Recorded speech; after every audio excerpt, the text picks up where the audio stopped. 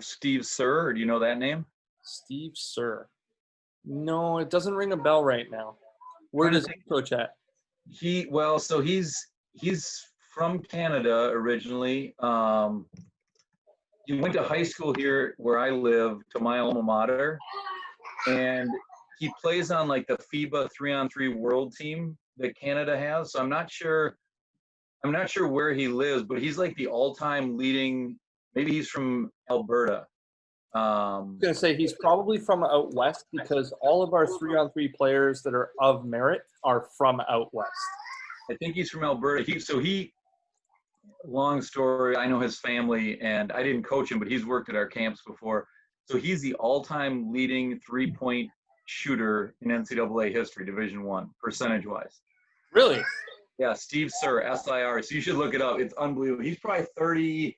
How old would he be now? 36, but he still plays like a 6'3", not very athletic, and just a machine. Like one of the best shooters I have ever seen in my life. Yeah, he is actually from Alberta. I got him. Okay. He's like you said, he's a FIBA 3-on-3 competitor, top 3-point percentage in NCAA history, and jack of some trades, according to him. And he's got a whole bunch of big checks and everything up on his Twitter. And he's so he played at San Diego State for a year or two, and then Northern Arizona. But he is one of the nicest guys. If you ever get a chance to meet him, he is incredible. I will definitely remember that his name came up. Thank you for that. What's up, Andrew? Hey, Coach. I'm Andrew Van Kranenbrock. I'm a manager with North Dakota State University. I'm in La Crosse, Wisconsin right now, back home with my family, and I actually have a lot of ties to St. Thomas. My girlfriend's entire family goes there or currently went there, so big Tommy fans. Nice. Where is she from? She's from Rogers, Minnesota. Okay, and are you from La Crosse? Yeah, I'm from La Crosse. Okay, what year at NDSU? I just finished my junior year, so I'll be a senior next year. And so you're a manager there? Yes, sir. How many years have you done that? I started a little early. As soon as high school ended, I had been in contact with their Dobo at the time, Casey Matthews, before then, because my playing career kind of came to an abrupt end. And so I got hooked on with them as soon as high school was done. So I've been doing it for a while now. That's awesome. And we might be joining that conference. That's what I was going to say. We might be seeing you guys pretty soon. So don't be taking secrets here, bringing them to Coach Richmond, okay? I feel like I'll be gone before then, but we'd love to see you guys in the conference. You guys have needed a bump up for a little bit, I'd say. Well, hopefully we should find out in June at some point, late June, I think. So hopefully the NCAA approves it. It'd be exciting. Certainly would be a big step up. I don't think a D3 school has made the jump from D3 to D1, but I don't think so. Yeah, but no, we're excited. That's awesome. Who else? We got one more guy, Brandon.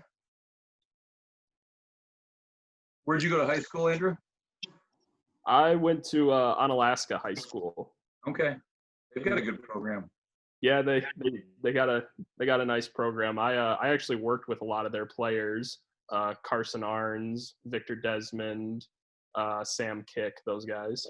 Yeah, they had a really nice team this year. They should be good again next year, right? Ideally, they lost some like big contributors. They lost 3-star. Tyrell Stutley was another guy I worked with. He's going to be a big loss. But I mean, they got the 6'11" kid. I didn't work with him. I forget what his name is.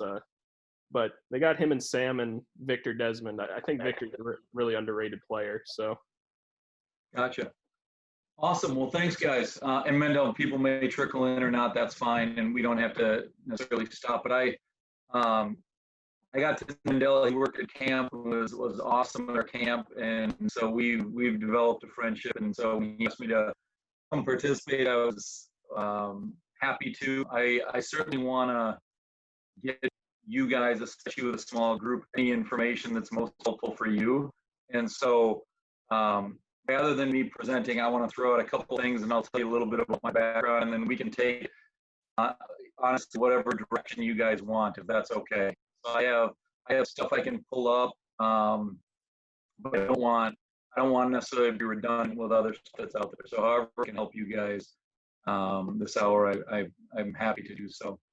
A little bit about me. I grew up in St. Paul, went to a school called Cretin-Derham Hall High School. Was fortunate to be on a championship team in basketball and baseball there, and so that's sort of I was not a great. I mean, I was a good athlete, but I played with a lot of guys that were phenomenal. And so, I think from a young age, I knew I wasn't going to be paying my mortgage or my rent or my grocery bill or even for a coffee from playing basketball. And so when I went to St. Thomas and played, I got really interested in psychology, um, specifically the study of motivation. And what, for whatever reason, what intrigued me, even though all my aptitude tests said that I should go into like finance or actuarial science, something with numbers, human behavior was fascinating to me. So as I wrapped up my career at St. Thomas, we had some really good teams. Went to a Division III Final Four then. I ended up going to the University of Wisconsin-Madison to get a PhD in social psychology, specializing in the study of motivation. And so I think one of the things that, I'm throwing out a bunch of different stuff so you guys, we can go down this road.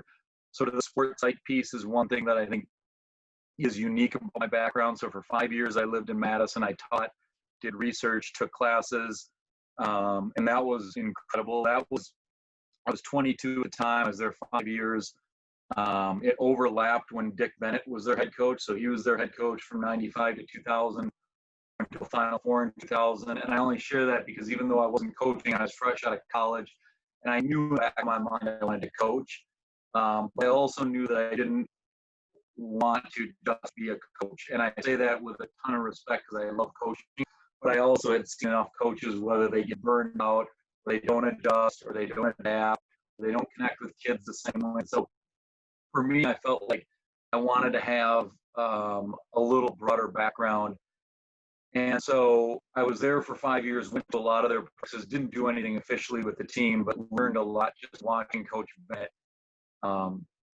That first year, fall of 95, I still remember thinking this has to be the worst Big Ten team I've ever seen in my life. Like watching them practice, playing open gyms with them in the fall, I was like, all right, I was a pretty good D3 player. I think I could be on the roster right now. And that's not pumping my own players. I just like that team, no disrespect to those guys. Watching him coach that team, I was sort of mesmerized in 1995 because here was this guy that, I'd always looked up to. I saw the talent he had, and it was year one, so I got to watch him put in his system, pack line defense, all that stuff. And he had come from Green Bay and had been at Stevens Point before that. So that was a big, for me, it left a big impression on me, just the way that they played. Fast forward 5 years, I ended up getting a job teaching at St. Thomas as a psychology professor. So that was actually my full-time job. So for 11 years, I probably made an average of $3,000 a year coaching, I would say. And it felt like a full-time job. You guys all know this when you're in the middle of the season. I don't care if you're a ninth grade coach or you're coaching the NBA, like you're thinking about basketball all the time. And so I coached our defense for 2 years, then I coached our offense for 8 years. I took over the head job in 2011. And so during that time, I still run our offense. And I'm sharing these things because you guys may want to talk more offense, more defense, more about culture, more about sports psychology. And so any of those things that you want to talk about, I'm happy to. I'm just going to share a couple slides, if that's okay, to get us started. Can you enable me to share, Mendel? Are you able to do that? You just got to make him a co-host, Mendel.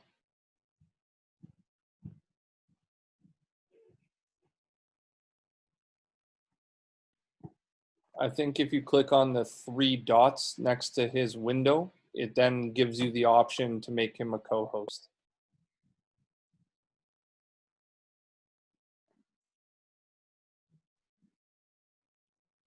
You should be good now, Coach. Awesome. Thank you. This is why we all need great tech support, yes? So, can you guys see that? Okay. Yes, sir. So I'm not going to go through all this. I gave a recent webinar for the NABC. I don't know if you guys watched any of their series. And so if this stuff interests you, I'm happy to talk more about it, but it's also online and it's recorded and you can watch the parts you want. So just so you know, there's like an hour online and mainly um, it's talking about our culture. Um, uh, Give me 1 second, sorry.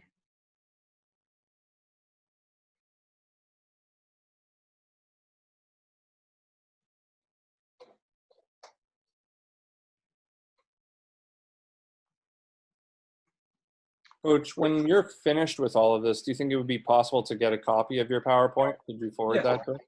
absolutely, yep. So the one I was talking about for the NABC, I talked a lot about our values, our philosophy, and trying to balance being adaptable and also having non-negotiables. So we actually didn't get into the ethics part. I think I'm going to do a talk for them later in the summer on it. But so as I talk here, I just want to give you maybe like 10 minutes on our program, and then I'm going to stop and just let you guys go. And again, I'd say big buckets, whether you want to talk culture, offense, defense, sports psychology, any of the stuff that I touch on here, I'm happy to. So and again, I'll send you this, so don't feel like you have to take all this down. Our basic philosophy at St. Thomas, our mission statement for basketball is faith, family, academics, athletics, honor the first two, and excel in the last two. And so it's really important to us that we don't just pay lip service to this notion that our players are student athletes, that has to be their priorities. It doesn't mean it's the most fun thing in their day, right? So whether it's going to church or talking to their mom on the phone or studying for a chemistry exam, I get that basketball practice or a game is probably going to be more enjoyable to them, but we're really big on those priorities, and we don't try to force feed anything down anyone. We're a Catholic university, but half our students are Catholic, half are not. So we don't talk a lot about this other than to say these are the underpinnings of everything they do and their faith and family background. We appreciate diversity, where they come from. We want guys to get to know one another, but those two things we want to honor, and then we want them to excel in academics and athletics. And I think it's really important in terms of coaching the whole person.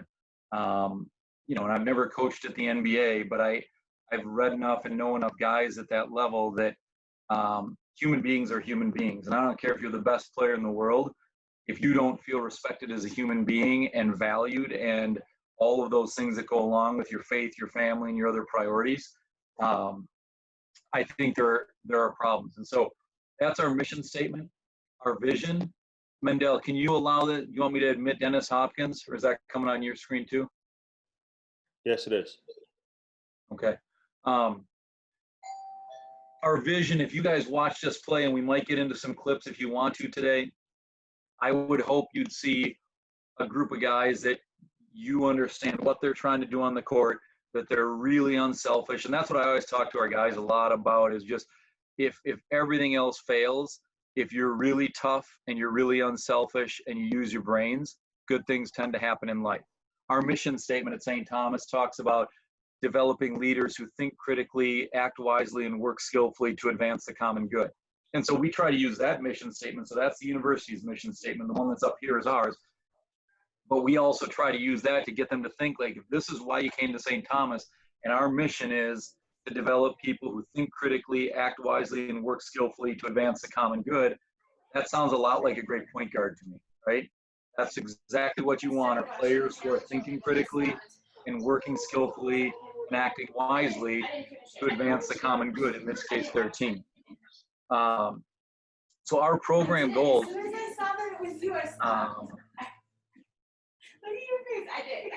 our program goals, is that you, Mendel? If anybody pop up, you can just admit, just let them get in. That's fine. No, is that your kids? Can I just mute you? Because your kids, I can hear how much fun they're having, and I'd rather be playing with them. Thank you. So our program goals: be one of the top 10 teams in the country, where there's 420 or so teams in Division III, win our conference, the MIC, and most important, graduate players who are full of passion, curiosity, and a desire to do good. So here's a short summary of some of our success. We've been real fortunate to win 2 national titles this decade. Lots of things have to happen to have that, and quite frankly, those probably weren't our 2 best teams. If I were to go back the last 15 years, you can see our 15-year record there. I would say those were 2 of our top 6 teams, but honestly, at different points in the year, I didn't think we were very good in those years. We hit it at the right time, and we were good. Don't get me wrong. We were probably top 10, top 15 in the country, but I felt like our team in 07 and 09 and 15 and probably this past year were as good or better than the 2011 and 2016 teams throughout different parts of the season. And so that's why, when we talk about our program, Aristotle said, excellence is not an act, but a habit. And so we have 3 program goals. The first one is dare to be great. And daring to be great means we want to win a national title. It's really important to me that our guys can hold on to that. That said, we're not going to win a national title every year. And if we transition to Division I, we're certainly not going to win a national title every year. And so for me, then, our guys, there has to be something more sustainable. And so for us, part of it has been qualifying for the national tournament, winning the MIAC regular season championship. And we've done those 14 of the last 15 years, both of them. And that, to me, is more rewarding as a coach. Like, if you ask me, would I trade national titles for those? I don't know about that necessarily. But I do know that reflects what we're doing in our program as sustainable and something that our guys can learn from. Because the reality is when they graduate, they're going to work at a job that if they have 3 great weekends like they did in March in 2016, and then they just check out, their boss is going to fire them. But if day after day after day after day after day, they put in the work and they're unselfish and they're tough and they're resilient, now they're going to have a set of skills that are going to serve them really well in the long run. And so that is a lot of what our culture is about, is trying to really do those 3 things: dare to be great, sustainable excellence, and then the third part is just being a great person, talking to them a lot and trying to emphasize what are the decisions that you make that are universal. And that might be cleaning up a locker room after a game. But it's also, I probably talk about it because I coach our offense more about making the extra pass. That if Mendel's on fire and he's hit 5 straight threes and Andrew is an unbelievable shooter, but Mendel's wide open, he better give him the ball every single time. And so we go through different hypotheticals like that, where it doesn't matter that Andrew's ego's involved. He hasn't taken a shot tonight. His family's in town watching the game. He's got a chance to be the hero. It doesn't matter. If Mendel's open and that's the right play, you have to be willing to sacrifice your ego. And so I think one of the things in this 15-year span, I think we've only had 2 guys average more than 15 points a game for a season. So we probably had, I don't know how many all-conference players, probably over 15 years, 3 or 4 a year, so probably 50 or 60. And only 2 times have we had a guy average over 15 a game. We haven't had anybody score. I take that back. Last 13 years. In 07 we did. But since 07, we really have not had anybody score 17, 18 points a game. Okay. Any questions on that kind of overarching culture? Anything you guys want to talk about there? I kind of do, just before you jump in. I think these are pretty common goals, and forgive me if your presentation is about to touch on the implementation. But a big part for me is the how did you get there with such meteoric success? Because a lot of people have very similar goals. I'm a coach just sort of beginning my career as well, and it's like, what has been the difference, you would say, from your standpoint, to actually be able to get your players to adhere to what you wanted them to do and to buy into your core tenets, et cetera, and how did you teach it? All of those kinds of things. Yeah, no, I appreciate the question. That's a great question, because I think it's easy to, put up a slide like this, right, and say, this is what we value. And there's a lot of research on goal setting. Much of what I did in grad school, study goal setting, and goals are great because they orient behavior. But the reality is that, again, there's 425 teams. One of them every year is going to win the national championship. And St. Thomas is at a basketball team, I think, 110 years. And so we failed 108 out of those 110 years to win the national title. So I think two parts to that question. One is it can't just be about winning the national championship, because if we're all in this together as coaches and we want to help develop people, and we know winning's important, but we also have to be doing things that within a conference or around the country, we say the world's better because the 425 Division III teams are teaching 15 guys on each team. So now you've got 6,200 players that are learning lessons that are going to make the world a better place, because not everybody can win a national title. Not everybody can win their conference title. And a lot of those teams are going to be last in their conference. Somebody has to be last. And so I think the how question, I'll talk a little bit about that. I think here's what I believe. You've got to know who you are. So as a coach, if you're asking me, what have we done that's unique and special? I don't know that we have, to be honest. I mean, I'll tell you the things that I've learned, and hopefully that's useful. We don't have any magic wands. I think sometimes our freshmen come in, and because I teach psychology courses, a lot of freshmen think, oh, he's reading my mind. He knows what I'm thinking at all times, which is obviously ludicrous. I think that background helps a little bit in terms of building team, because it's just a perspective I have. But again, number one, I think we get really good players. Like, let's not ever forget, if we're coaching in college and recruiting is part of our deal, that's really important. Now, I do think who you recruit. So, for example, when I share that stat about nobody or two guys scoring 15 points a game in the last 13 years, we probably lose a kid or two every year who hears that. And I'm not telling them they can't, right? I make very clear, look, you're going to get opportunities to score, but you're not going to score 25 a game the way we play. I mean, a guy's just not. And we had the National Freshman of the Year last year, 2 years ago. He's a sophomore now, and he scored like 13 or 14 a game.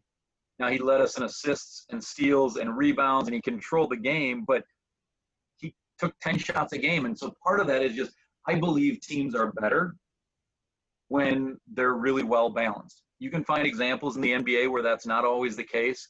But so I think the hallmarks, the non-negotiables that have been there for us, we don't turn the ball over.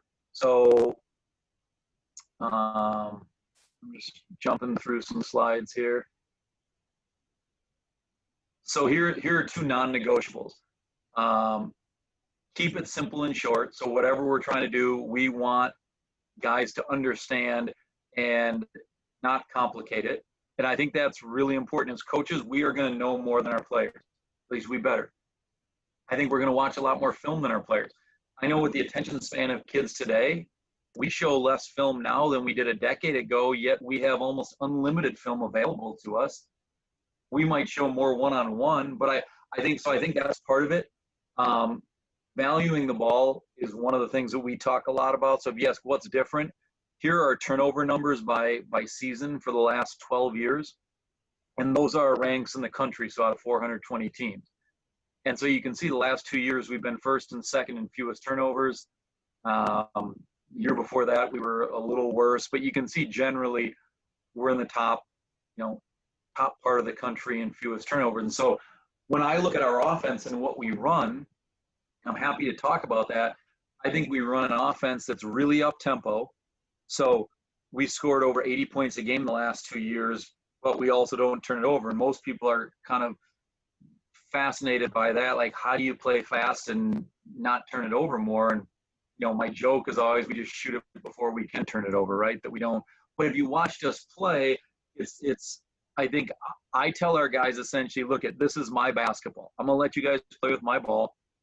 And you can do just about anything you want as long as you're tough with the ball and you're unselfish with the ball and you play together.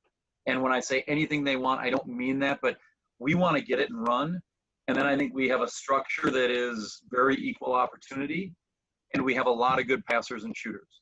And so when you ask about what's been our common thread, like probably some of our more talented players, let me go back.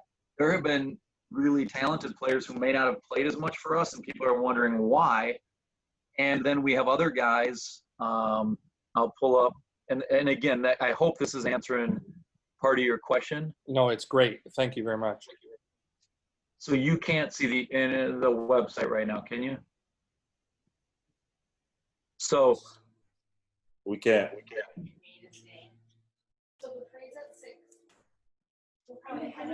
all right, so here are our stats from this year. You guys see these okay? And so if you look at it, I just want to highlight a couple things, and I think then this comes back to your question, how do you get there? It starts with your values, right? And the best advice I ever got as a young coach was you have to be yourself. Now, you got to take a look in the mirror, and you might have to change certain things, but you know, if you're not a yeller and a screamer and you start yelling at kids all the time, they're going to see through that. If you are really intense and you try to be laid back and funny, they're going to see that. So being genuine and authentic in terms of your personality and your relationships, but then also what do you value? And every coach is going to say, well, I value shooting and passing and defense and blah, blah, blah. And all those are important, but you have to put your money where your mouth is. And let me give you a couple examples. So here's 81 points a game that I talked about. Here's our turnovers right there. So again, that's me telling them, listen, if you do these things, if you defend, if you're tough with the ball, and you're unselfish, you're going to have a chance to play a lot of minutes. Now, if you can shoot in addition to Coach Tower, I'm not sure. You're probably never coming off the court. Can you repeat what you just said? You kind of cut off for a little bit. Sorry about that. Where did I cut off? What was I saying? Right after you show the numbers, the 269, what you tell them. So essentially what I tell the players, and again, as a Division III school, some of this is going to change in Division I when we have scholarships. None of our guys are on scholarship. So we've got a varsity and JV, and I basically can tell all of them, look, guys, if you defend, and by defend, you don't have to be the best defender, but you have to care a lot. You have to care about defense. You take care of the ball, you're unselfish, and you can shoot. You're going to play a lot. And so the best example, so like, let me just highlight a couple of kids on our team. We play 10 guys. We doing okay, Mendel? You can hear me now? Yes, we can. Like press. So you can see our turnover numbers. You know, we're plus 161 for the year, and that's really, we played a really small, like we were 6'4" and under. We played 10 guys, and they were all 6'4" and under, and we had a bunch of 6'7" guys on the bench who probably fans thought we were crazy that we weren't playing them more. Maybe we were, but again, I value, to your question, I value guys who can pass and catch and shoot and are versatile.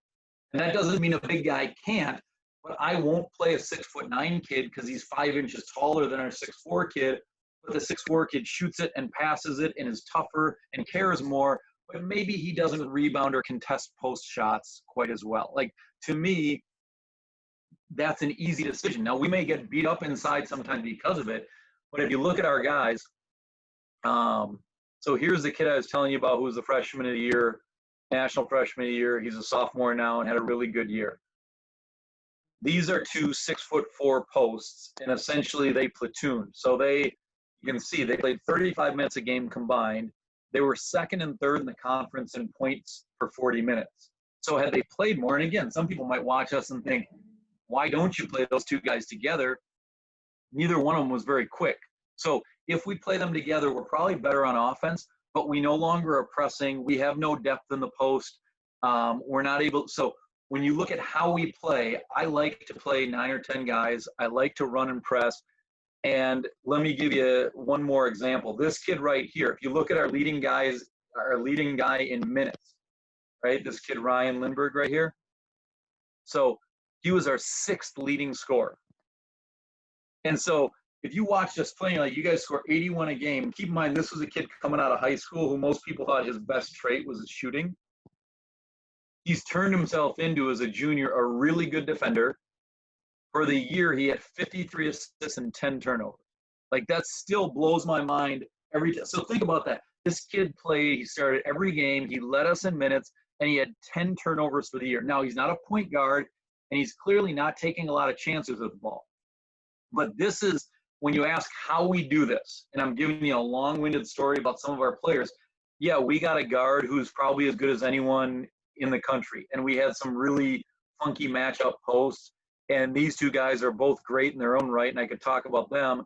These four guys provided a spark off the bench, but this kid to me exemplifies that, because after games where we would win and Ryan would take some games 1 or 2 shots, there were a couple games this year he took 0 shots.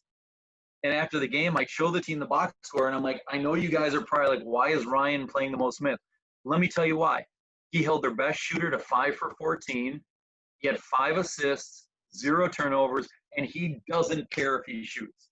So it makes everybody else's life better. So that's, like, is that a decent answer? I don't know if that goes too far on a tangent. No, it doesn't go too far. It's a fantastic answer. Thank you. I see a lot of parallels between, well, I don't want to say your team and my team, but like your background and my background.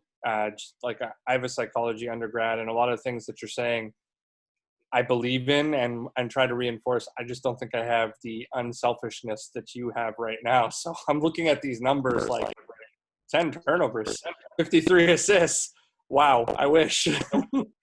Yeah, and that number, I mean, so let me give you 2 other kids. This kid, so the guard I told you about, how about this for unselfishness? So this kid's National Freshman of the Year, and he has a great year, right? If you look at that, 16 points a game, 52, 43, 81, those are great numbers. What's the one stat on there that doesn't look good for him based on everything we've been talking about? 61 CO. Yeah, and trust me, if I go back, I'll tell you a quick story because again, I think it gets at the how, which I really appreciate your question. So here's our stats from last year, okay? And you can see, as a freshman, he led us in points, assists, rebounds, steals. I mean, it's unbelievable, right? And we were a top 10 team in the country, and he's a 5'11" guard who's not lightning quick. And he led us in points, steals, rebounds, and assists. So 2 games into that season, though, I pulled him aside and I was like, hey, man, we might stop playing you so much. And he's a freshman. And he's like, what are you talking about? And so his first college game, he had 2 assists and 5 turnovers. He had 9 points. So he had an okay game. His second college game, he has 24 points, dominates the game, but again has 2 assists and 5 turnovers. So I pulled him aside after the second game, and I was like, hey, this isn't working very well. And he's like, what are you talking about? And I'm like, well, you got 4 assists and 10 turnovers. So no matter how well you shoot, like your 9 of 15, in my mind, becomes a 9 of 20. And that goes from being an unbelievable game to not such a great game. So the other kid who was a freshman on that team, who isn't as talented, this kid right here, look at his assist numbers. That's as a freshman, what that kid did.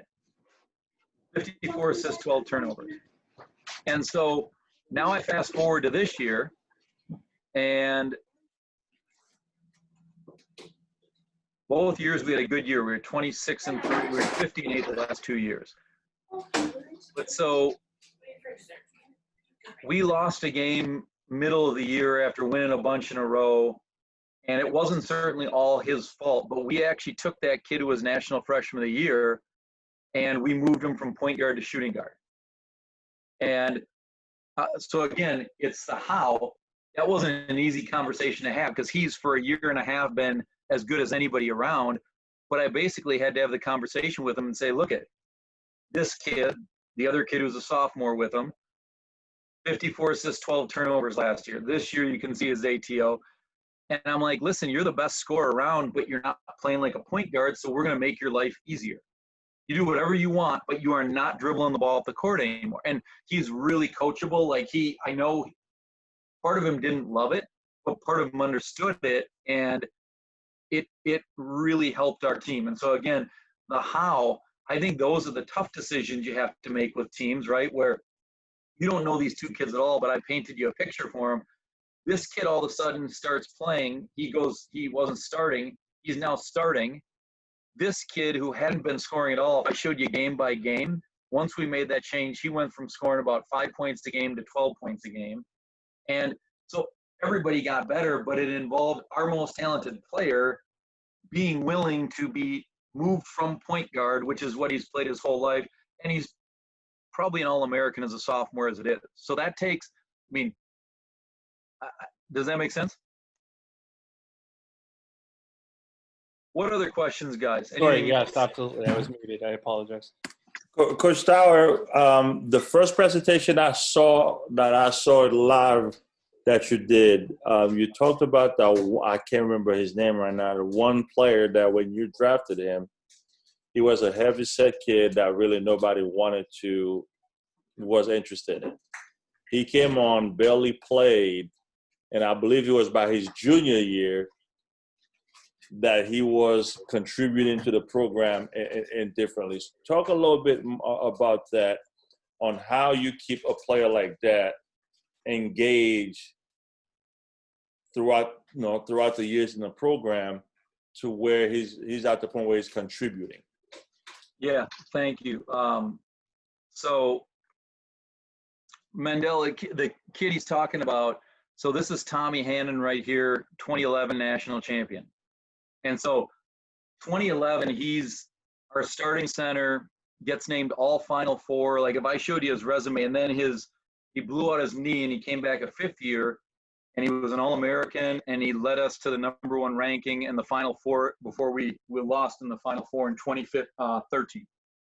So he's the only guy in the history of our program to start in 2 different Final Fours, national champ, ended up playing overseas in Australia for a while.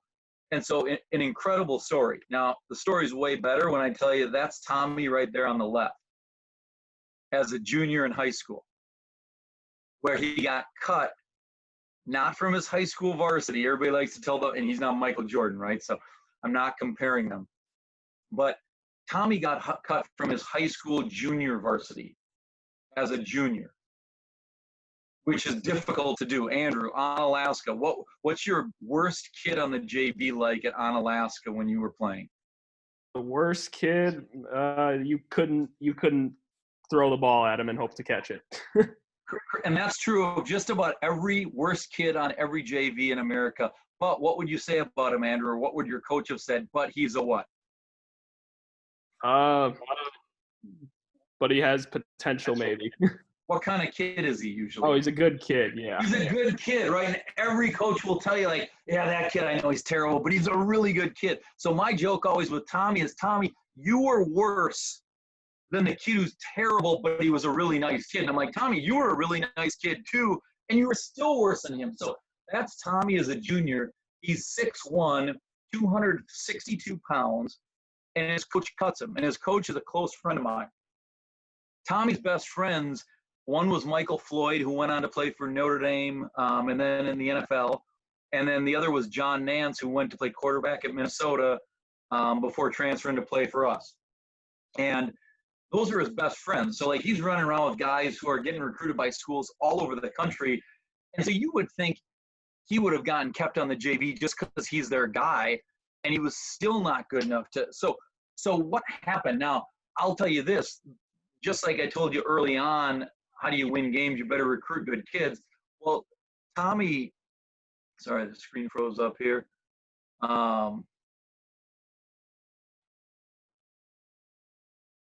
So there's Tommy, there's him, there's Michael Floyd, that's our high school graduation, John Nance. Tommy grew 6 inches, so that helped. Like, let's not confuse things. However, he also lost 52 pounds. So he went from a junior who was 6'1", 262 pounds to a 6'7", 210-pound kid who was so good that his coach put him on the junior varsity as a senior. Now think about that. The guys on this call, most of whom were pretty good players. Imagine now your high school coach comes to you after cutting you, and to his credit and his parents' credit, he didn't make excuses. He didn't whine. They were basically like, Tommy, go get in shape. Like, and he was fortunate to have grown. But he comes back and he's playing JV as a senior, which is humbling. So I'm at a game, big rivalry game between the 2 schools in town, Crete and Durham Hall and St. Thomas Academy, and it's sold out. So I get there early, and I'm recruiting some kids for the other team, and I get there and the JV game's going on. And so it's a fun JV game, and I'm watching these kids, and all of a sudden a kid comes down and dunks it. And Tommy had been a camper with us since he was in 4th or 5th grade, but I hadn't seen him in a couple of years because our camps only go up through 9th grade. And so I see this kid go down in the JV game and dunk it, and he's a long, lanky kid, and I'm like, those are the kids as coaches. You're like, oh, that's a 10th grader. That kid's got a lot of potential. Well, I look down at the program. I'm like, ooh, he's not a 10th grader. He's a 12th grader. Not as impressive if you're a 12th grader dunking in a junior varsity game. And so I kind of file it away. Well, 2 kids on his high school team get kicked off for getting in trouble. A couple of kids get injured. And all of a sudden, he works his way into the rotation, and he starts playing sort of well for them. So we start recruiting him. And I remember after one game, Michael Floyd came to me. He's like, Coach, what are you doing talking to Tommy? And this is his best friend, right? With friends like that, who needs enemies? And I'm like, Mike, I'm telling you, this kid has potential, which he thought was awesome. It took him till his senior in high school to get there. Can you still hear me okay? We good? And then as a sophomore, same kind of thing. So Mendel, you're asking the question, like, how does this happen? This doesn't happen all the time, but I do think a couple things. One is Tommy was really, really passionate and driven to change his own self, his behavior. We saw something in him. Like, if you had asked me, do you think you'll ever win a national title with him as your starting center? I wouldn't have bet on that, but I did love how he competed. And so again, it's how you create an environment where a couple kids got injured his sophomore year, one kid quit, and before you know it, by the end of his sophomore year for us, he was one of our 3 centers playing like 15 minutes a game, and there he is his junior year. So again, that's like a Disney movie, right? If you were to, that's not always going to happen, but I do think it was the best reminder for me that when you see a kid who has a lot of passion, he also was ultra competitive. So even when I'd watch him when he wasn't as good as other guys as a freshman, like, that kid is going to make himself better because he hates to lose. He got along well with everybody, and he wanted to be a part of it. And so, again, trying to value things like that versus some other guys that were all state players, but I'd watch them in our practice, and I'm like, he doesn't care that much. And so that was one of the best stories. There he is a senior year. We always talk about the price of daring to be great. You win, you get first, that's what it looks like. You get third out of 425. Any other walk of life, you're pretty happy. Not if you're in the Final Four and lose. And here he is when he was 24 playing over in New Zealand. So pretty amazing story. What else? Any other questions that you want to hit on now? Psychology, offense, anything else that we do? Well, Coach, and excuse me if I showed up about 15, 20 minutes late. But I've applied for probably every Division III head job in the country and interviewed for a couple of them. And obviously you had a ton of success at that level. You may have covered it. What do you think are the top 3 things necessary in order to be successful at that level? When you're sitting down talking to an administrator and you're having a conversation of, hey, for you to be successful at this level, these are the 3 main ingredients in order to get that type of success. Yeah, so I'm assuming, thanks, Travis. I'm assuming that you're already in that room, so you've got a background that you're on a relatively short list of people. I think once you're in that room, number one, I think most administrators are looking for how do you fit with their mission. So, for example, I always tell coaches, go memorize the school's mission statement. I mean, I tell our players, I don't think they all do, but ours is 30 words. I have it memorized in part because I want them to know that I value it and I correlate it to what we do. But I think most administrators, schools value basketball differently, right? Some schools look at basketball as this is really important. Some, quite frankly, one of my close friends is the head coach at University of Chicago. So one of the top institutions in the world, but on their campus it is not very important. And they have good teams, don't get me wrong, but the astrophysicists on campus, the chemists, those are the people that get in the headlines. So he joked with me several years ago, Barack Obama lived sort of in that neighborhood and loved to play hoops, right? And so he joked with me. He said, at one time, there was a better chance the president of the United States knew who I was than the president of the University of Chicago. Because Barack Obama loves hoops, he'd go shoot it there. And he's like, I'm not kidding you.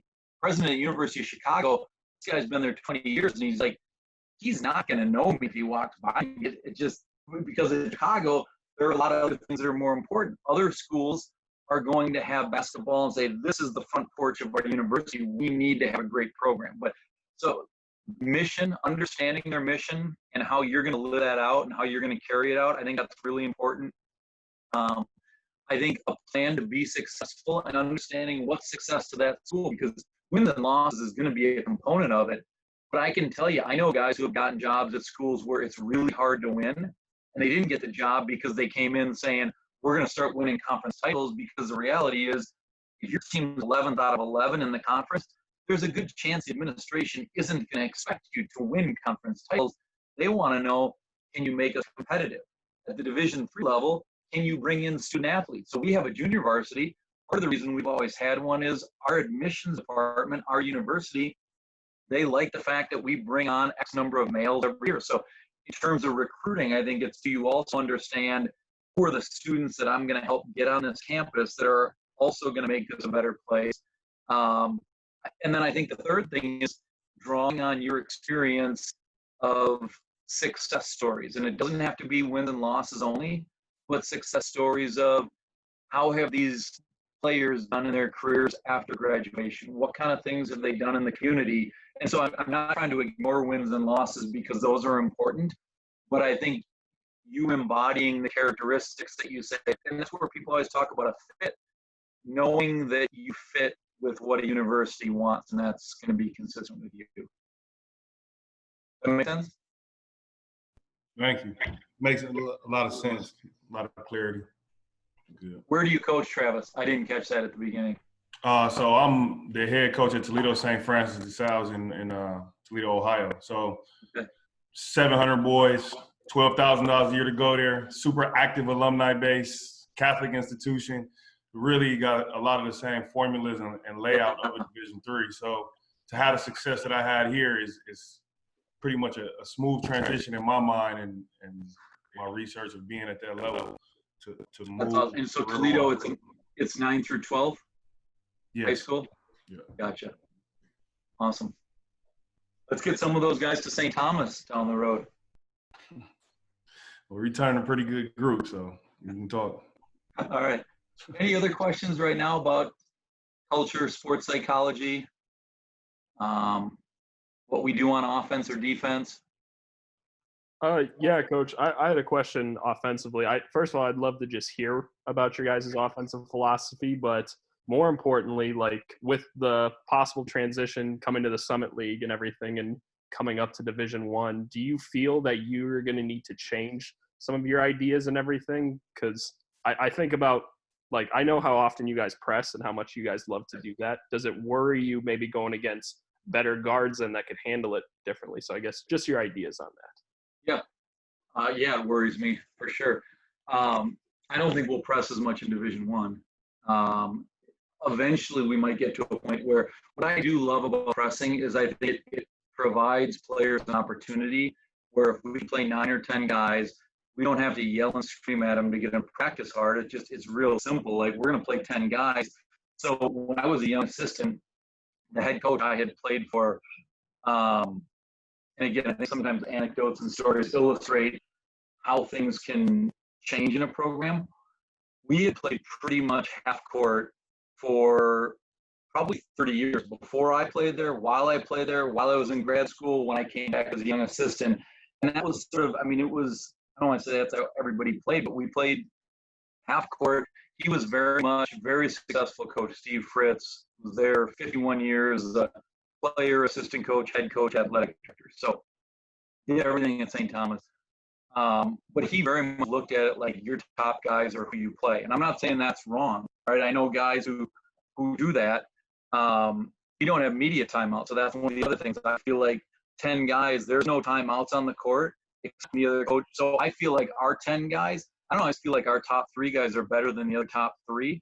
But I'm pretty confident most nights our top 10, like our 5 through 10, are better than the other teams 5 through 10. So if we can get them tired, we're in great shape. So we don't press at all. We're playing Arizona State in 2007-8, and this is during their run of national title in 06, lost at the buzzer in 07, win it again in 08. They go 38-1 in 08, and their only loss was to us, St. Thomas, Division III school. And the reason I share that with you is we were down 10 with 2 minutes left. And this is where you look at sort of serendipity, whether it's a question Mendel had about how Tommy Hannon becomes good. Well, a lot of stars had to align, right? At the confluence of a bunch of factors. But so we're down 10 with 2 minutes left. And, you know, we played them tough. They were one of the better Division II dynasties that 3-year run probably ever. And we're like, what do you think? Should we press? And I remember he looked at me like, well, if we press, we might lose by 20, which was true. But we had never pressed. We literally called a timeout and we drew up a diamond press, and our guys were like, we don't press. We pressed. We had a couple of kids make great plays. We end up cut to 8, cut it to 6, cut it to 4, cut it to 2, get fouled at the buzzer. Kid makes 2 free throws to go to OT. We end up winning. My head coach calls me the next day on a Sunday. He's like, you think maybe we should press more? And I was like, yeah, why don't we think about, you know, and that isn't to say he was wrong all along, but that's how we started pressing 12 years ago. I don't think in Division I, and even now, if you watch us play really good teams, Andrew, we don't press a lot. I think pressing allows you to separate yourself and win games that you should win at a higher rate. We don't have lightning quick guards right now. Like if we have a weakness in Division III, we have really skilled players, really good players. But if you don't have a lead guard who can really dominate, to your point, we're not going to go in the Summit League and have a guard. Our lead guard is not going to dominate anybody. So, yeah, I don't think we're going to press as much. Offensively, go back. The other part of your question was what? Do I worry offensively what we'll do? Yeah, just curious in general how you go about teaching your offense, pushing that pace, and just kind of what are some of your goals offensively? Yeah, and if I pulled up our stats year over year, we've changed a fair amount. Like we've shot the most threes in the history of our program each of the last 2 years. So even what we've done, and I've coached the offense for 17 years now, it's changed quite a bit. So I'm gonna pull up one thing here, and this is how we evaluate. One of the ways we try to evaluate our offense. Mendel, can you let me share this again? And can you Go ahead, Coach.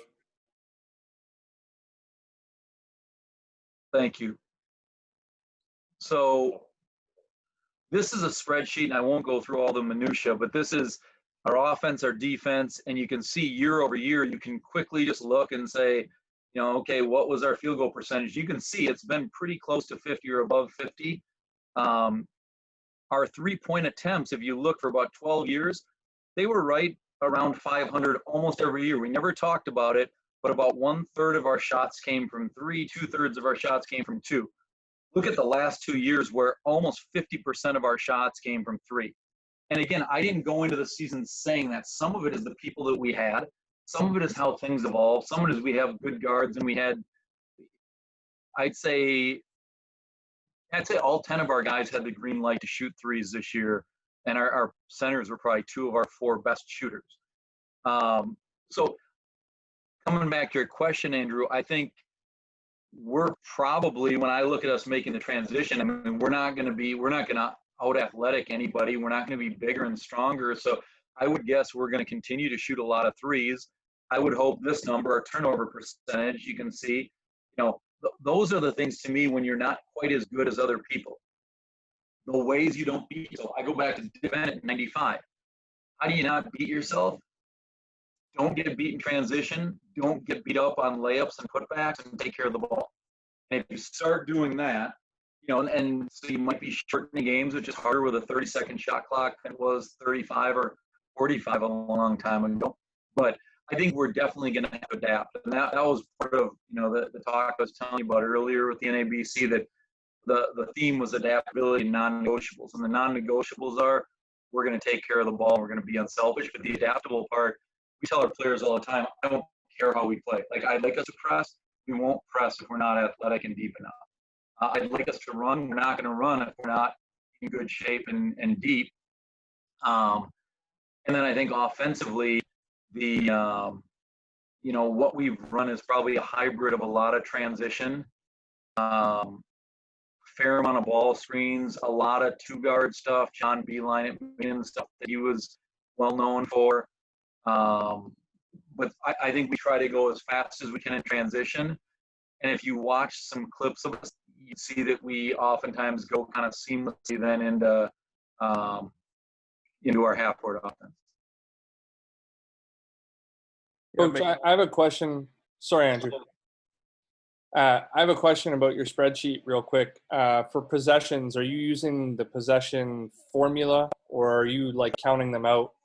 And if you are counting them out, do you count offensive rebounds as a new possession? That's a good that spreadsheet there is based on our stats that we're given. So depending where you coach and what you get, so we have it calculated. I actually,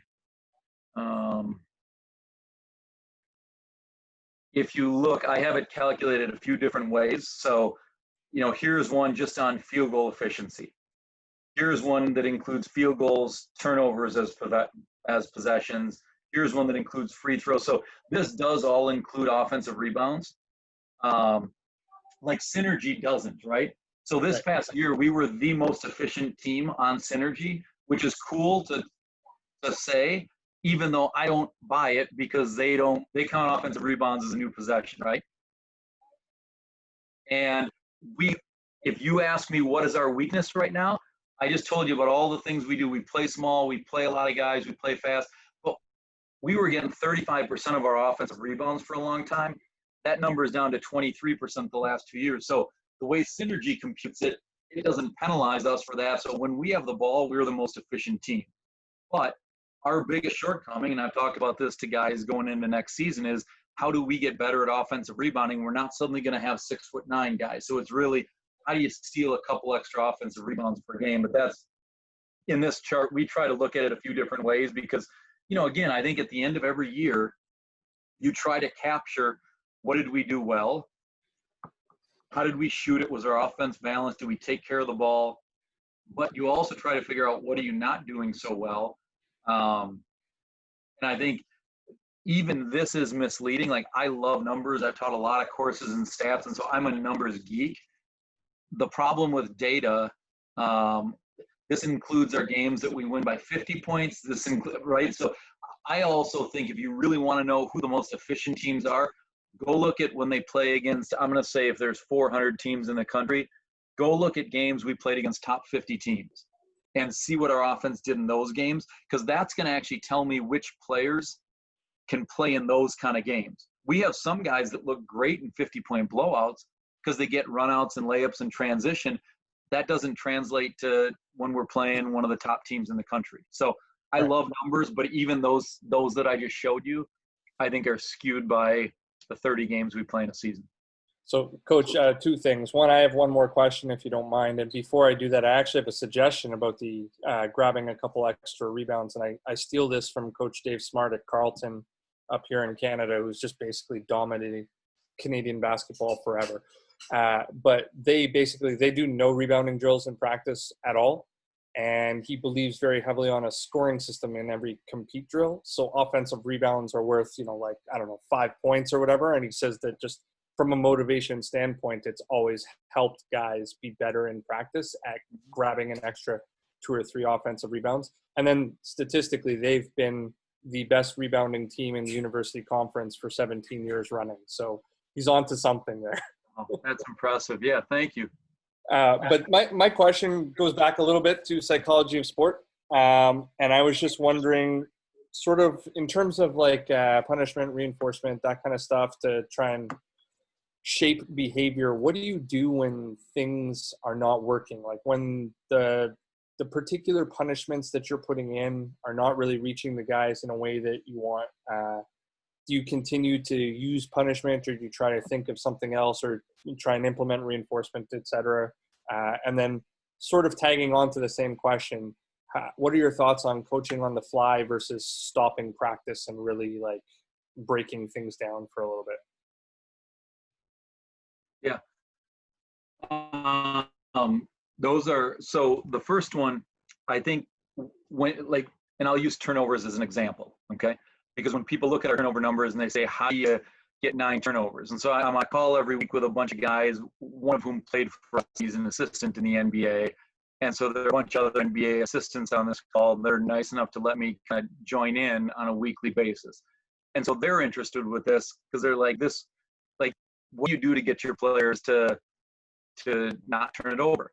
And so they've shared stories of coaches in the NBA who, you know, put pieces of tape on the wall and you get 5 of them if you have 5 turnovers and run sprints. Well, that doesn't work with NBA players, right? I mean, the NBA guys are like, look, I'm making a lot of money. You're not going to have me run sprints and wear my body down in November when the season, I mean, it doesn't work.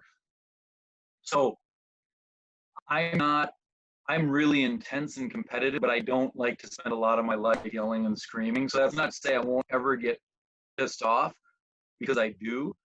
But I think 4 things we try to do with something like turnovers. One is we try to practice passing in a way that overloads them. So we don't do a ton of only passing drills, but we do try to spend time every day, probably 5 to 7 minutes early in practice just on passing. And then we'll also do a couple drills, or we'll just do things other coaches do them, right? It's just, you know, make it more difficult than the game would be. No dribble, no shot. You got to complete 10 passes. The defense can do anything they want. So it's a little like Dave Smart. It's a different incentive, but we're going to make passing really hard, and we're going to see who can pass against a lot of pressure. Number 2, I talk about it a lot. So if I have a relationship with them, they trust me. And I say, this is important to me. I read a great quote. I forget who tweeted it out the other day. Sort of like 6 pieces of advice for young players if you want to play more. And one of them was, figure out what your coach cares about and do that. And I think so often young people, we all know, I did when I was a kid, we all have ideas of, I want to do this and this and this and this. And the best thing we can do is figure out, what's my coach want me to do, and then do that to the best of my ability. If I do that, there's a good chance that my coach will probably give me more freedom in other things. So it's me sharing my values with them, but I don't try to do it in a micromanaging way. So my research on intrinsic motivation probably permeates a lot of this. At the end of the day, I don't want to micromanage these guys. And my job is, when they're 22 and graduate from college, their boss doesn't want to micromanage them. So I use that example a lot with them. Like, look, this is what I care about. I'm your boss right now. I care about taking care of the ball and taking shots, being unselfish. Do that and you're going to get what you want, which is to play.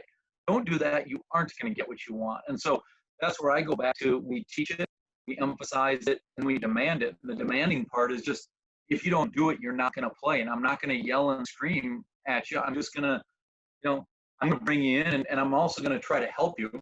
We have some really smart kids. We have some kids that aren't geniuses. We have a lot of really smart kids. And so I use numbers with them a lot. So, for example, I estimate we get 60 possessions a game, which is probably a little low. We make 5 passes a game or so, which might be a little high, but about 300 passes a game. And so then I break it down for them. I say, look, if we're going to have 300 passes a game and we want 10 turnovers, 5 of them might come off the dribble or be unforced, and 5 of them are going to come off passing, which means we need to complete 295 of 300 passes. Well, all of a sudden they're thinking, whoa, and that's 98.3%. So I get them thinking, like, if you're throwing a pass that's 70-30, we're going to have 9 turnovers in the game if you throw 70% completion. And so getting them to see that this is what I value, and then not being afraid to,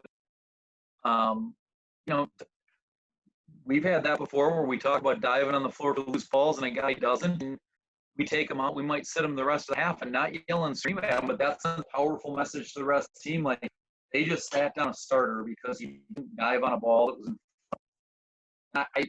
If we recruited the right guys, I don't think we have to yell about it at them. We have to convince them this is what's best for the team.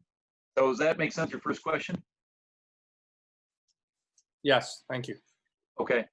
And then second part, remind me. Second part was? Sorry. Coaching on the fly versus stopping practice to really break things down. Like, I would assume that the farther along guys are with you, the less you need to break things down and the more you're trying to coach on the fly. But I just wanted to hear your point of view of it.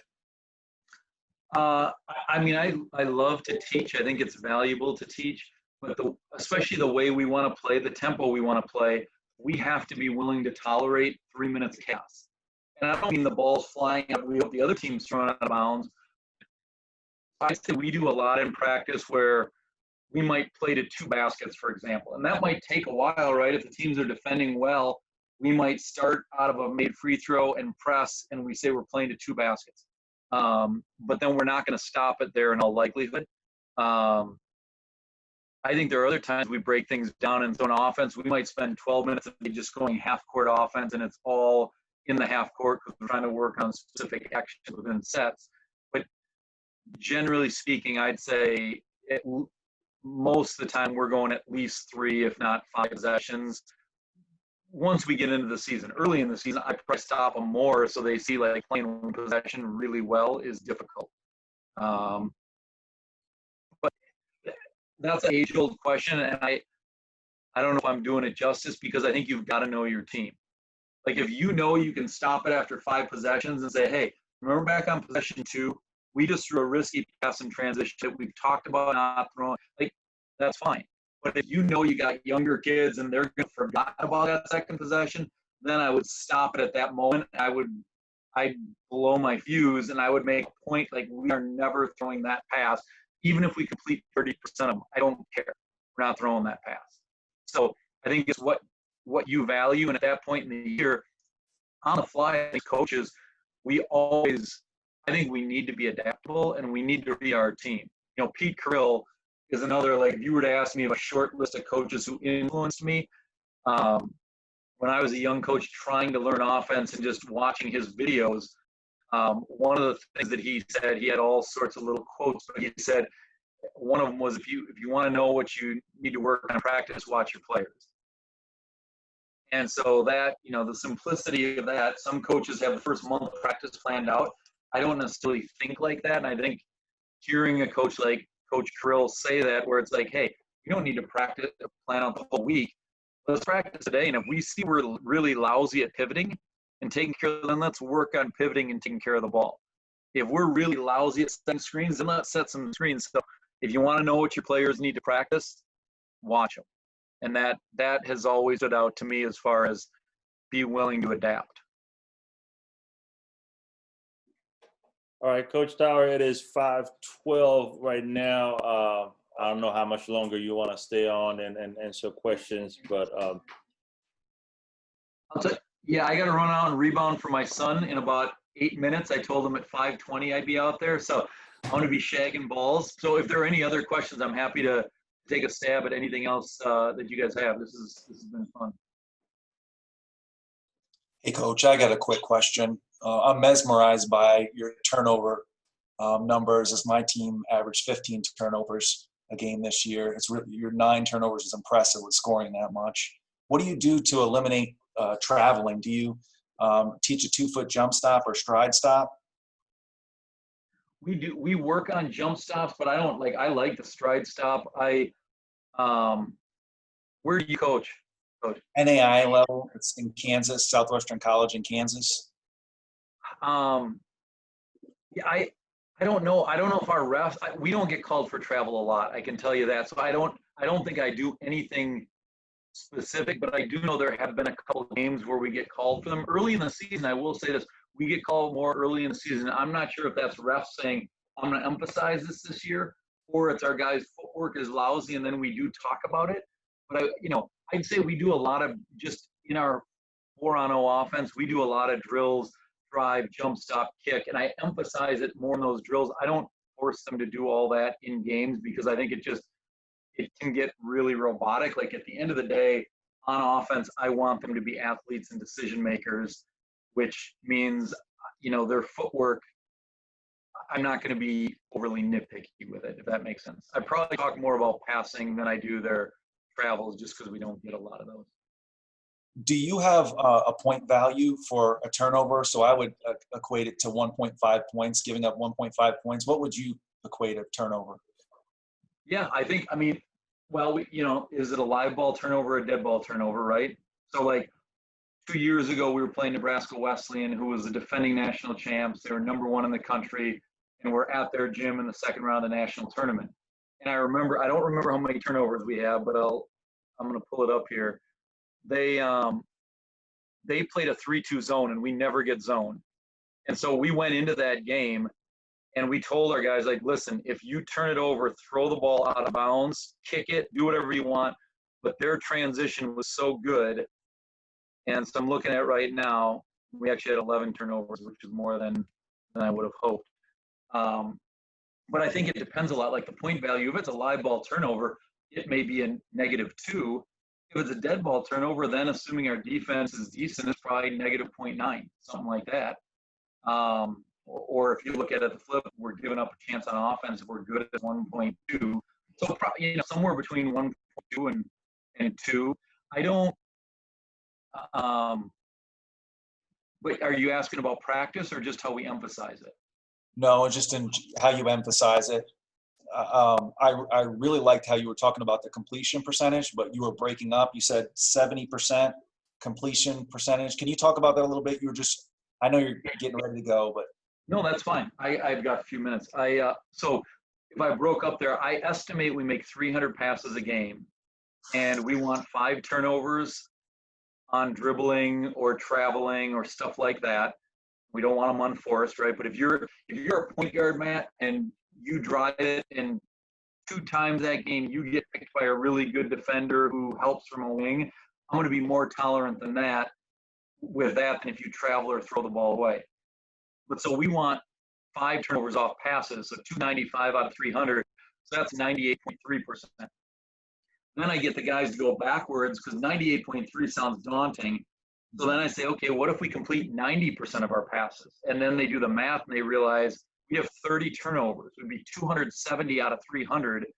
So that helps some guys. Like, I don't want them all having to think in numbers, but I do think that helps to say, guys, if you throw a bunch of 90% passes, we are going to have so many turnovers. And so then in those situations where a point guard does try to thread the needle, and it's different. If it's threading the needle for a layup or a dunk, then we might tolerate an 80% or a 70% pass. But if it's just a pass in our half-court offense and it's not 99%, you shouldn't make that pass. And so the phrase we use, open man, easy pass. I mean, it's not rocket science. If a guy's not open and it's not easy, don't pass the ball.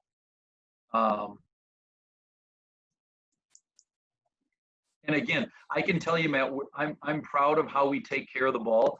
There are other things in the game where I look at and I'm like, all right, I know I hate turnovers. Why don't I hate our guys getting blown by in penetration as much? Because maybe we'd be better on defense. So there are other things I'm like, is this something we could emphasize equally well in other areas? Because traditionally we've had good guards and they've taken care of the ball. All right, Coach Tower, is 5:18. If anybody wants to reach out to you, you want to give them your social media contact information, or is that okay with you that I share that with the guys on here? Yeah, share it all with them. Share my email and Twitter. It's just my last name and first name, so @TowerJohn, and then my email is just my last name, tower@stthomas.edu. Fantastic. Well, thank you very much, sir. Say hi to your son for me. I will do that. We'll stay in touch. Okay. Thanks, guys. Appreciate it. Thank you, Coach. I appreciated that. Thanks, Coach. Thank you.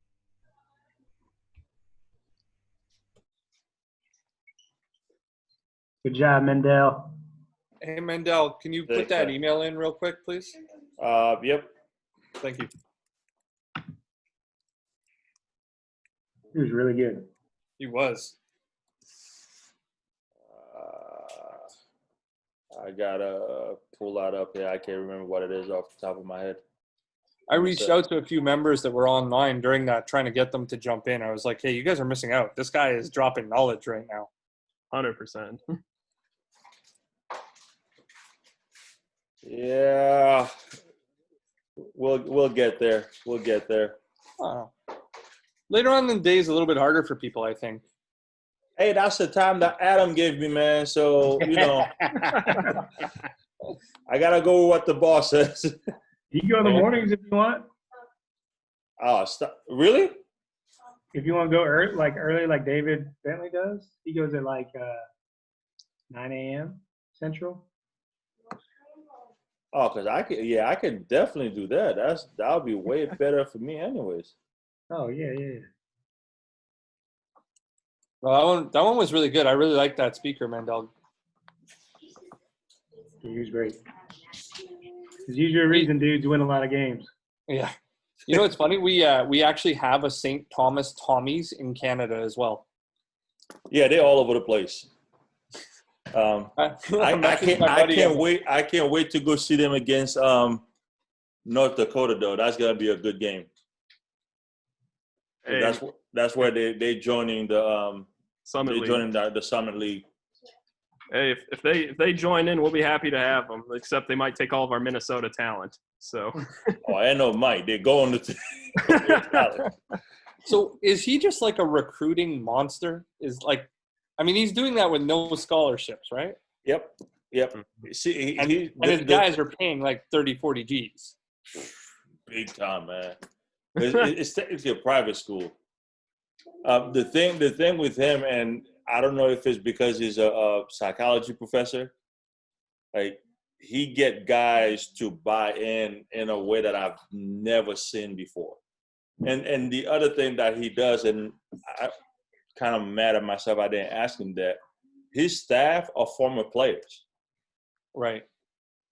And he has former players that come in and volunteer time in. So you see guys from the 2009 season still coming in and practice with the new guys. So seeing that, and you have guys that are recruiting that are essentially former players, they can tell you about the program better than anybody else can. So, well, so that's actually exactly what's happening at Carleton, right? So Dave Smart is like a psychology monster, right? He's just really good at like people understanding them, et cetera. And then all of his assistant coaches are like he has one guy who now is doing the Ottawa Blackjacks, but Osvaldo won 5 national championships in a row for him. And then moved on, played, came back, and then their whole coaching staff are former players, and they all get it. They are all doing the same thing. It's completely sustainable. It's like, dude, we were running this 12 years ago, and we were beating the shit out of everyone then, and they still haven't caught up. Like, you need to just understand this works. Like, shut up. When 20 guys in the room are like, no, just like you're wrong. Like, I don't understand what to tell you. You're just wrong. Everyone here is smarter than you. Yeah. Hey, I got the email in the I got group chat. Awesome. You guys too. And the great thing with him, he is a very humble, down to earth guy. If you reach out to him, he will absolutely reach back out to you, and whatever you need. You want to reach out to him on Twitter. On Twitter, I think it's UST. It starts with UST _ something. I can't remember the full Twitter handle right now. But he is a great guy to connect with. He's always ready and, more importantly, willing to help others. So